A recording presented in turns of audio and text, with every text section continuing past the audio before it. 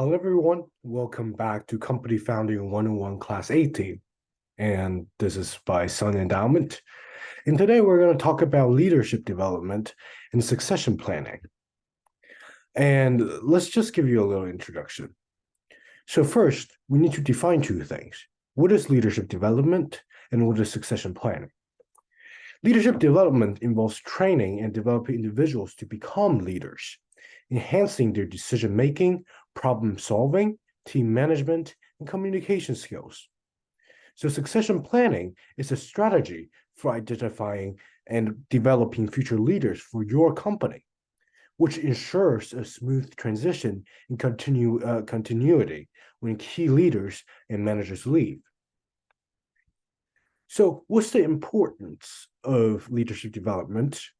So, effective leadership is crucial for an organization's success as it drives the team towards its goals, which nurtures a really positive work environment and influences morale and productivity. Leadership development ensures a steady pipeline of leaders who can guide the company's future growth.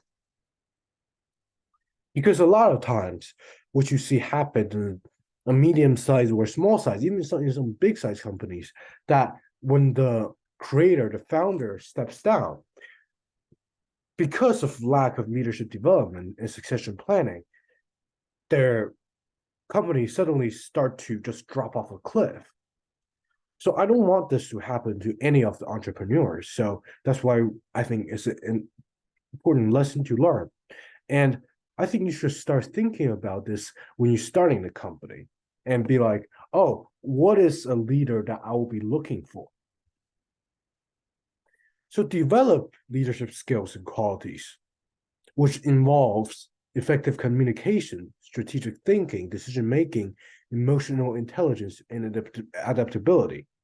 So cultivating these skills requires a combination of training, mentoring, hands-on experience, and feedback. Most importantly, I feel like another thing I didn't mention here is the responsibility that you have to take. They need to know how to take responsibilities. When something goes wrong, leaders should be the first one to stand up and say it on the chest of, oh, it's my bad, it's my fault, and let others, take a bit of rest. I think that's a big part of leadership, and that responsibility is something that rarely occurs in people because our normal instinct is when we make a mistake, we get trained when we're really little to be punished for our mistakes, and we tend to run away from it. That has become our natural instinct. And I think a training that has to do is that recognize the mistake instead of trying to punish the leader you're trying to develop for their mistake. Ask them the solutions and let them, and like, you have to set an example yourself. You take on the responsibility yourself, and then you set a standard of how to solve it instead of going in punishments and start blaming everybody. And the strategies for effective leadership development is as follows. It includes implementing comprehensive training programs, encouraging mentorship, providing challenging projects to foster problem-solving skills, and regular performance feedbacks. So let's look at a case study of a successful leadership development. So a great example of leadership development is GE, which has a robust leadership development program that has produced many industry-leading executives. So GE's commitment to comprehensive training and practical leadership experience has set the standard in leadership development. The importance of succession planning. Succession planning is vital to ensure the business's continuity. It reduces the disruption from personnel changes, maintaining customer confidence, and fostering employee growth and engagement. It prepares the organization for future changes by grooming talented employees for key roles. And I think this is extremely important as well, like I mentioned before, because when you start thinking early about the succession planning and know what type of leader you're trying to develop for your company, Although sometimes that might change because your company might be at different stages. For example, you don't always want funders. Sometimes funders is from 0 to 1.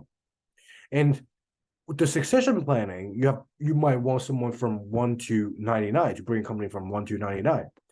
And I think that is just important when you think about succession planning. So develop talent within the organization, which leads me to the next point. So talent development begins with identifying high potential employees.